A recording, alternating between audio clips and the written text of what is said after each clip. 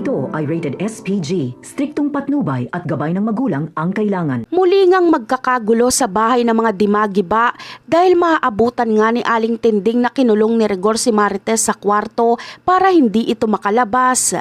Kaya naman pinagtulungan nga ni Roda at Aling Tinding na buksan yon upang itakas si Marites. Ngunit bago pa nga makababa ng hagdan sila Aling Tinding at Marites ay dumating nga si Rigor. Dito ay dali-dali niya ngang pinigilan ang pag-alis nila Marites. Ngunit nakipaglaban si Aling Tinding at pilit niyang pinapatakas si Marites.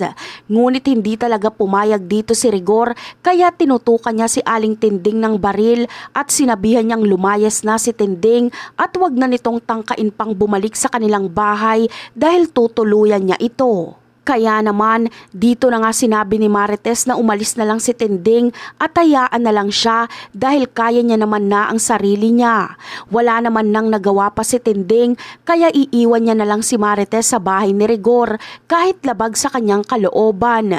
Ngunit hindi siya titigil na gumawa ng paraan para maitakas doon si Marites.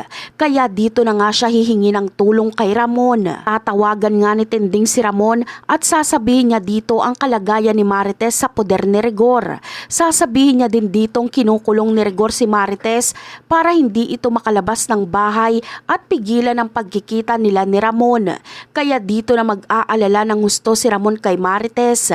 Gagawin niya ang lahat para tulungan at maitakas si Marites sa kahit na anong paraan at sa lalong madaling panahon.